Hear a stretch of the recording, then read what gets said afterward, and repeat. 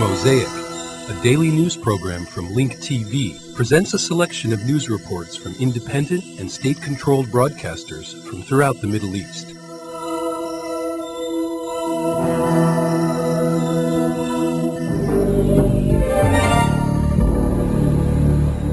The United States forces waged air attacks on Fallujah this morning in order to eliminate the strongholds of Abu Musab al-Zarqawi. The number of victims of these attacks remains undetermined. This attack is similar to the one on Samarra and supports statements made by the interim Iraqi Prime Minister Iyad Allawi, warning the fighters that the Samarra operation marks the beginning of a series of attacks against gunmen in the Sunni Triangle and in other Iraqi cities. من المدن العراقية. U.S. airstrikes continue against what they call extremist fighters in Iraq.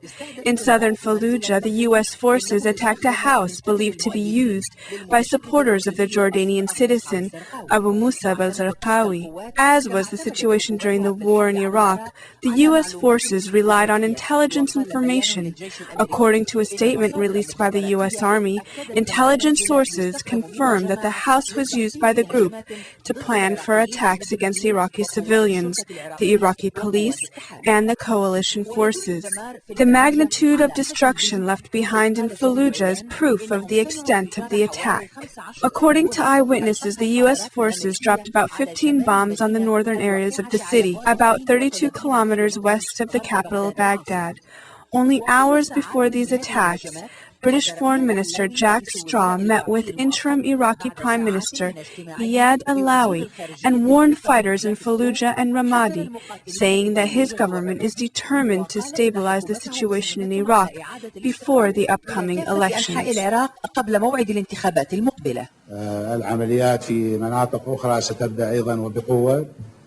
Fierce operations in other areas will be launched. We warn the groups there, letting them know that the government will not reverse its decision.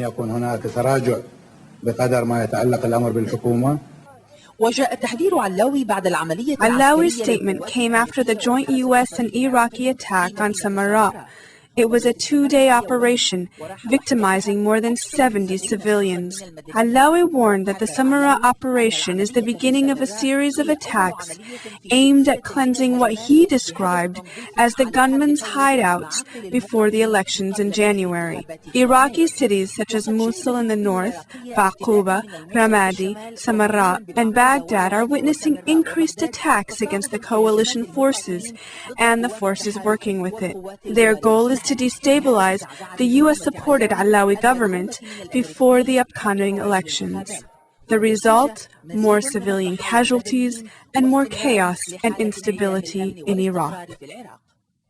Yesterday, when the UN Security Council met to discuss the ongoing events in the Palestinian Territories, Arab countries demanded that the Council hold an additional session to vote on a draft resolution submitted by Algeria, condemning Israel and demanding it to stop its assault on the Gaza Strip. Israel criticized the draft resolution and accused the UN Refugee and Workers Agency, UNRWA, of becoming involved in terrorist operations and providing cover for activists from the Hamas movement.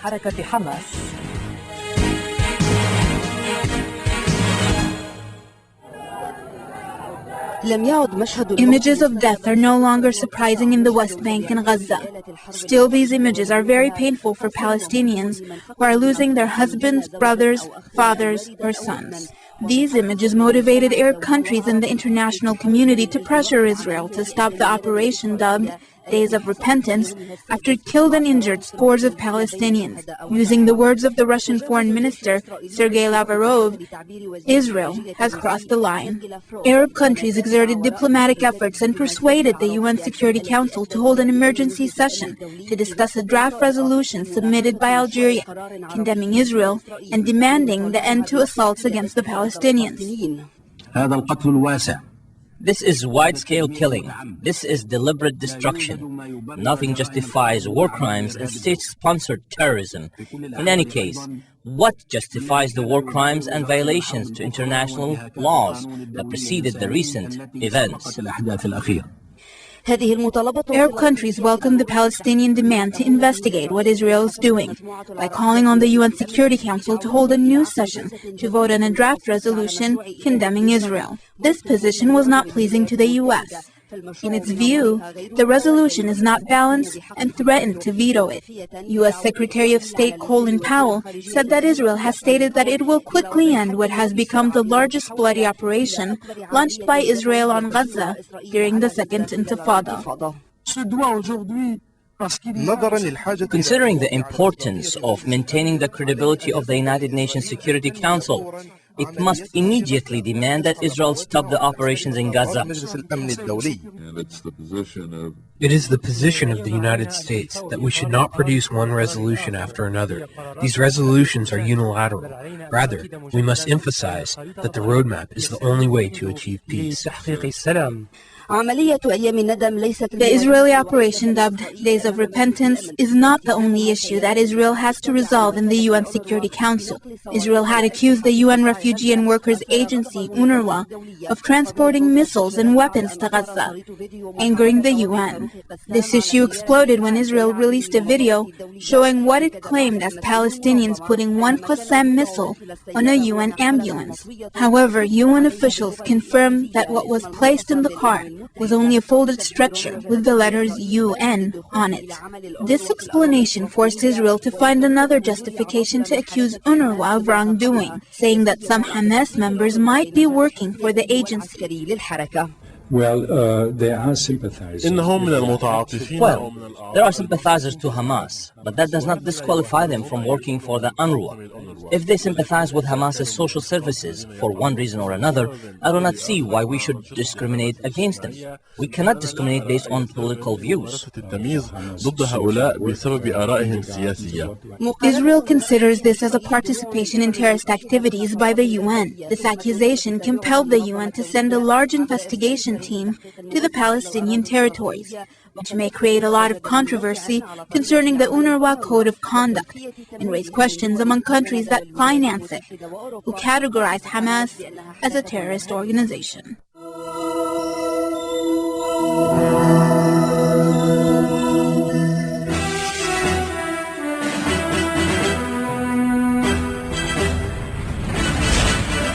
Palestinian victims are being rushed to hospitals in towns surrounding the Jabalia refugee camp as Israel stepped up its military aggression on the northern Gaza Strip. Since the so-called Day of Penitence aggression began a week ago, 85 Palestinians have been killed, nearly half of them women and children.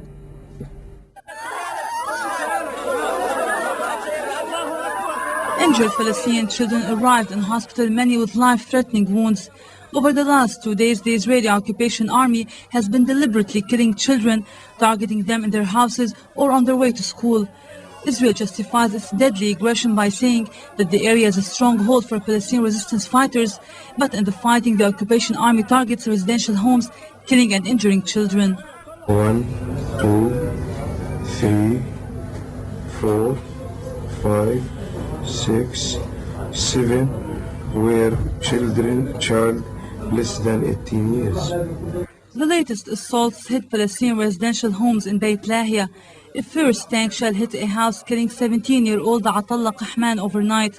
10 other Palestinians, including 8 children, were injured in the same area when their house was hit by tank fire. In nearby Jabalia refugee camp, tank shells also killed a father and his 25-year-old son. 2 other Palestinians were injured in the attack. Residents of the hard-hit camp are running out of supplies all at the same time as Israel continued its massive offensive for the 8th day. There's a distinct violation of human rights, a devaluation of Palestinian lives, an ongoing machine of destruction in the most densely populated refugee camp in the north of Gaza. And there has to be some sort of intervention in order to provide a different dynamic and to stop this lethal machine. The Palestinian Authority see the stepped-up Israeli offensive as a result of the U.S. veto of a draft resolution that calls on the occupation army to cease its aggression. Israel on Tuesday made clear the offensive would be stepped up and not cut short despite international pressure. Tuesday, they killed an Islamic Jihad leader, Bashir, at Debshan airstrike. A fellow member was also killed in the attack on their vehicle outside a Gaza camp, and a third was wounded. Hours later, a second missile attack killed 2 members of the Al-Aqsa Martyrs Brigades and wounded 4 others. In the southern Gaza Strip town of Khan Yunis, the Israeli occupation army razed houses and buildings. Islamic Jihad spokesman Mohammed al-Hindi said the resistance groups do not fear such escalation, but rather it would inflame them. He, however, was concerned about attempts to undermine the resistance and ban the launching of rockets. He said the resistance groups would never compromise on that.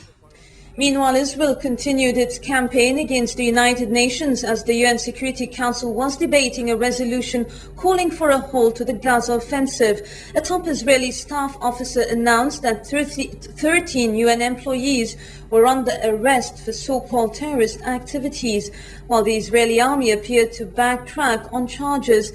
Palestinian fighters had been allowed to ferry arms in a UN ambulance.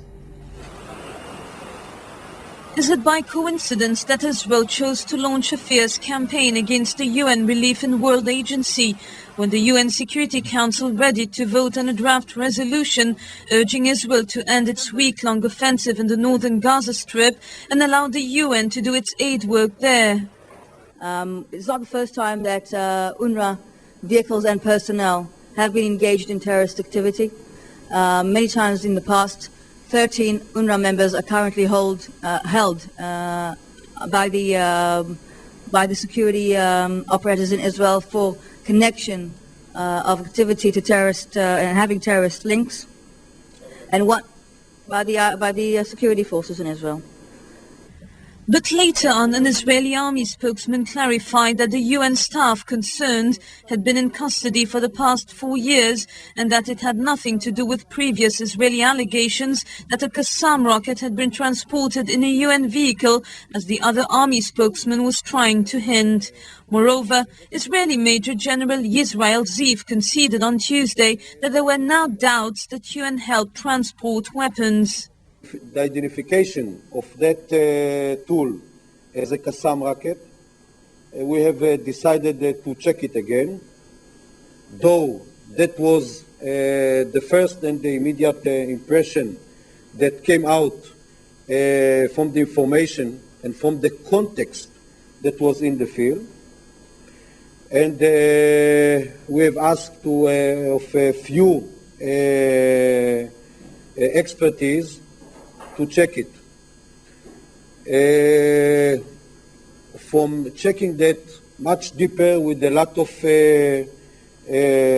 with a very smart technology or smarter technology, there are some doubts even now between those expertise about the identification of that tool.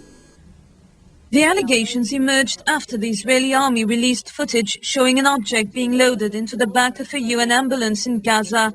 Israel said it was a rocket, but UNRWA insisted it was only a folded stretcher.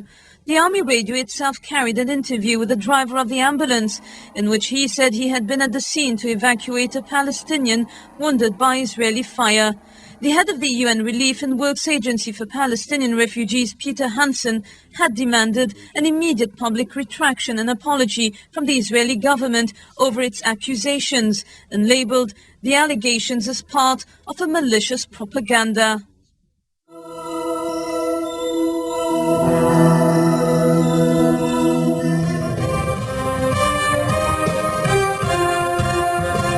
France urged Lebanon and Syria to endorse a timeline demanded by UN Secretary General Kofi Annan to implement a crucial Security Council resolution that will be the center of the debate at the Council meeting on Thursday. Paris said it is ready to cooperate with Beirut and Damascus to push forward Annan's plan. But Lebanon and Syria said the UN is interfering in their bilateral ties and internal affairs. Syria questioned the objectivity of Annan's report. Lebanon voiced reservations about a report that UN Secretary General Kofi Annan sent to the Security Council on compliance with Resolution 1559. In its official response, Beirut said, as a sovereign state, it can establish comprehensive ties with Syria and described the Syrian-Lebanese alliance as significant for fighting extremism that Lebanon said is being fed by Israel's regional policies. Lebanon stressed the alliance with Damascus is necessary for internal stability and peace. In his report, Annan said Syria has not complied with Resolution 1559's demand to withdraw troops from Lebanon and had given no timetable for when it would do so. Annan criticized the extension of President Emil Lahoud's mandate, saying there was widespread belief Lebanon's constitution was amended under Syrian pressure to keep the head of state in power. He declared Lebanon and Syria in breach of the Council's call to disarm militias, including Hezbollah and Palestinian militants. Lebanon said Hezbollah is a resistance movement that will disarm once Israel withdraws from occupied Lebanese territory and Palestinian refugees return home. In its response, Beirut reiterated the extension of Lahoud's mandate was preceded by a constitutional amendment, and that Lebanon actually extended its authority over its entire territory, except for land that Israel continues to occupy. The UN says the Sheba Farms is a region that belongs to Syria, but is occupied by Israel. However, Beirut and Damascus insist it is Lebanese. Damascus also sent the Council its response to the Secretary General's report. The Syrian Foreign Ministry said Damascus reiterates its support for the independence of Lebanon and its sovereignty and the sanctity of its territory. It said Syria also declares its commitment to the Taif Accord, especially the part relevant to the presence of Syrian troops in Lebanon. It urged the Council to oblige Israel to implement more than 40 resolutions that require the Jewish state pull out from Arab land, including Syria's Golan Heights. Syria has often expressed its commitment to the accord, which requires the security of Lebanon be handed to Lebanese institutions. Syria and Lebanon said this month Damascus had shifted about 3,000 soldiers formerly deployed south of Beirut in line with the 1989 Taif Accord, which ended the 1975 to 1990 civil war. But under this accord, Syrian troops were supposed to withdraw a couple of years after its signing. Syria has at least 14,000 soldiers in Lebanon under bilateral arrangements.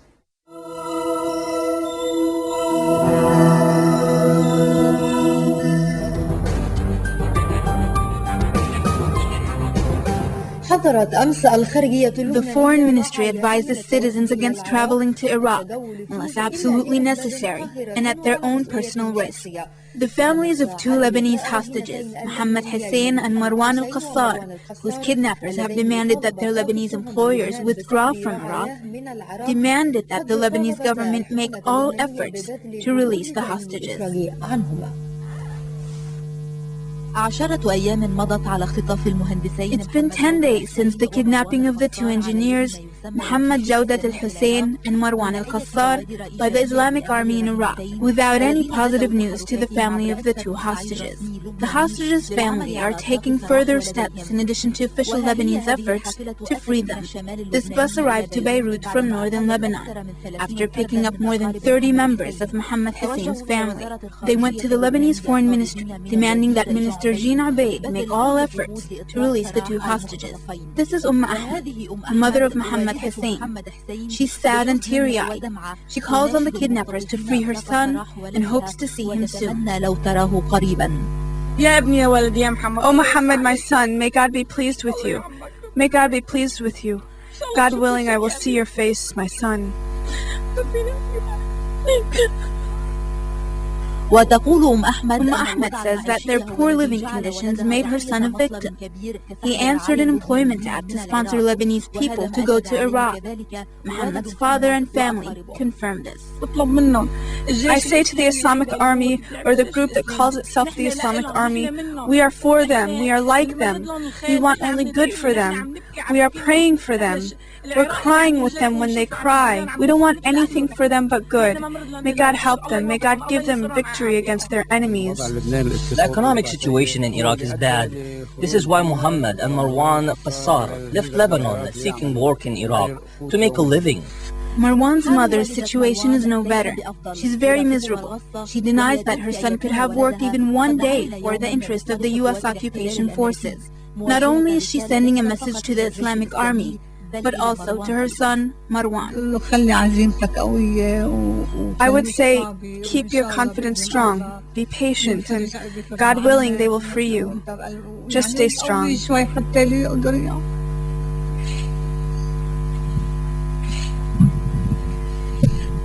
The Jbail company that employs the 2 Lebanese engineers indicated that communications are ongoing with some Iraqis, but without any results. It confirmed that a while ago the company ended all work in Iraq. We are trying to negotiate with some Iraqis, but nothing has happened. Do you have mediators? No, we don't have a mediator, but we are making efforts with Ambassador Hijazi and some people that we know in Iraq. Maybe we can find some solutions, but at this point there is no progress yet. Because of this fact, the Lebanese are making efforts on more than one domestic front. Lebanese President Emile Lahoud called both of the hostages' families, expressing his solidarity with them, saying that the country is with them. Prime Minister Rafiq al-Hariri ordered the Foreign Minister John Abaid to coordinate with Iraqi ministers to free the 2 hostages. An official Lebanese statement confirmed the dangerous situation in Iraq, saying that it is better to leave the country. The Lebanese are not surprised by these increased actions that have forced them to leave Iraq or become hostages by armed militias. Lebanese companies advise their citizens to return immediately if their work put them in danger or if they were not able to protect themselves. The feeling of anguish can only be felt by the hostages' families, who hope with all their hearts that this saga will end in peace, just as the saga of other freed Lebanese hostages ended in peace. Georgina Al-Mawla, Nile News TV, Beirut.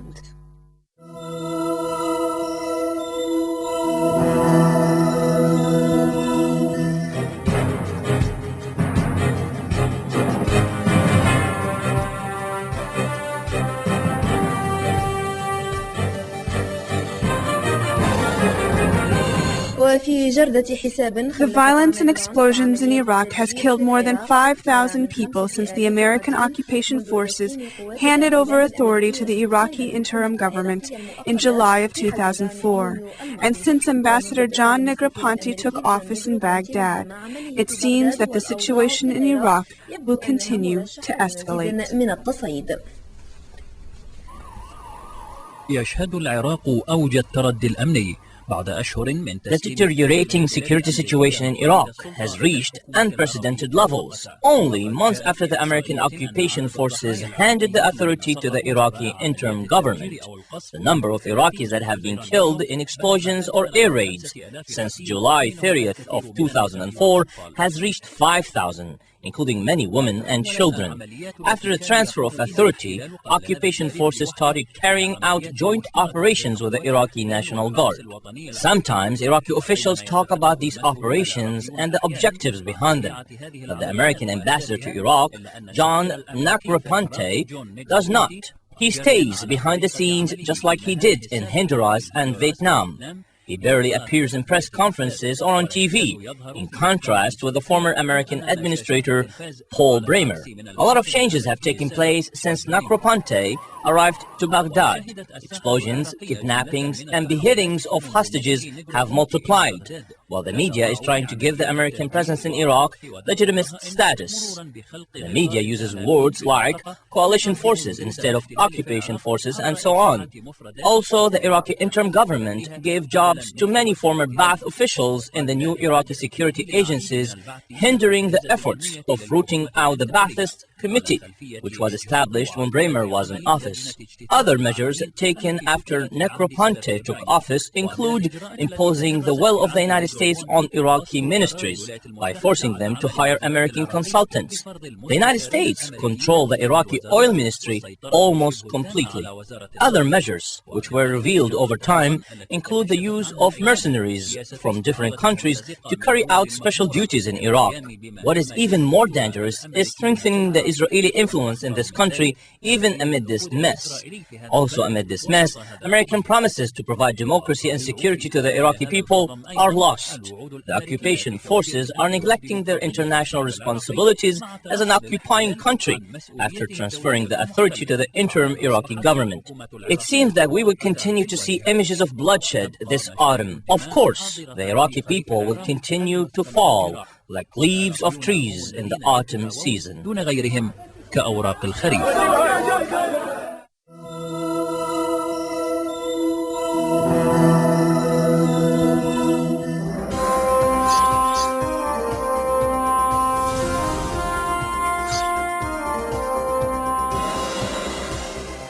today, Israeli forces killed 3 Palestinian civilians in their homes in Gaza Strip, raising the Palestinian death toll from the 7-day-old Israel raid on the occupied area to more than 80.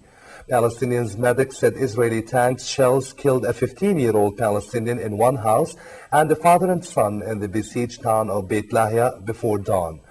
A shell also hit a house where a family was sleeping, wounding 10 children ranging from 6 months to 12 years old, several of them seriously. As usual, the Israeli military claimed that its troops fired at a group of gunmen who had launched an anti-tank rocket from a house. In Jabalia refugee camp, thousands of mourners marched in the funeral procession of the military chief of Palestinian Islamic group Jihad. Bashir al-Dabbash was killed in an Israeli airstrike on the camp last night.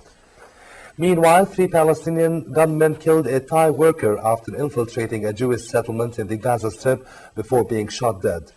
The Palestinian Islamic group Hamas claimed responsibility for the attack on southern Kfar Darom Jewish settlement and said it was a response to the massive Israeli offensive. Meanwhile, security sources said Israeli officials and the Palestinian Authority had begun indirect contacts through Egyptian mediators on ending rocket fire from the Gaza Strip in exchange for an Israeli pullout. U.S. Vice President Dick Cheney and Democratic Senator John Edwards battled fiercely over the war in Iraq in a debate that featured repeated personal attacks on the other side's records and judgment. The running mates for President George W. Bush and Democratic rival Senator John Kerry picked up where their bosses left off last week. Edwards accused Cheney of not being straight on Iraq, while Cheney countered that Democrats were not qualified to lead. Cheney argued the war in Iraq was a crucial front in a broader war on terror and said if he had to recommend it again, he would take exactly the same course of action. Edwards criticized the Bush administration for linking Saddam Hussein to 9/11 attacks. What we did in Iraq was exactly the right thing to do. If I had it to recommend all over again, I would recommend exactly the same course of action. The world's far safer today because Saddam Hussein is in jail. His government's no longer in power, and we did exactly the right thing. 20 years ago. And these connections, I want the American people to hear this very clearly. Listen carefully to what the Vice President is saying, because there is no connection between Saddam Hussein and the attacks of September 11th, period. The 9/11 Commission has said that's true. Colin Powell has said it's true. But the Vice President keeps suggesting that there is. There is not. And in fact, any connection with Al-Qaeda is tenuous at best. Britain warned Sudan that the international community would not rest until violence was ended in Darfur and the comprehensive peace deal was struck across the whole country. British Prime Minister Tony Blair made the remarks after talks in Khartoum with Sudanese President Omar Hassan al-Bashir. He is the first British premier to visit Sudan since it got independence from Britain 50 years ago. Blair said progress had been made in getting humanitarian aid to those who desperately needed it in Darfur, and the main problem now was imposing security. Blair said Khartoum must train in renegade troops and militia over whom the government has some control, negotiate a proper ceasefire with the Darfur rebel groups, and abide by UN humanitarian demands. We have a situation where thousands of people are dying and nothing is being done about the security situation which brings that about. So it's getting the humanitarian help in is obviously important, but I think the humanitarian assistance is there. It is the security problem that is making it difficult for there to be. The views expressed on Mosaic are not those of Link TV or its sponsors, but of the broadcasters themselves. Mosaic is made possible by a grant from the John S. and James L. Knight Foundation, which promotes journalism excellence worldwide and invests in the vitality of 26 U.S. communities, and the William and Flora Hewlett Foundation. Additional support is provided by the Firedoll Foundation and Henry and Virgilia Dakin,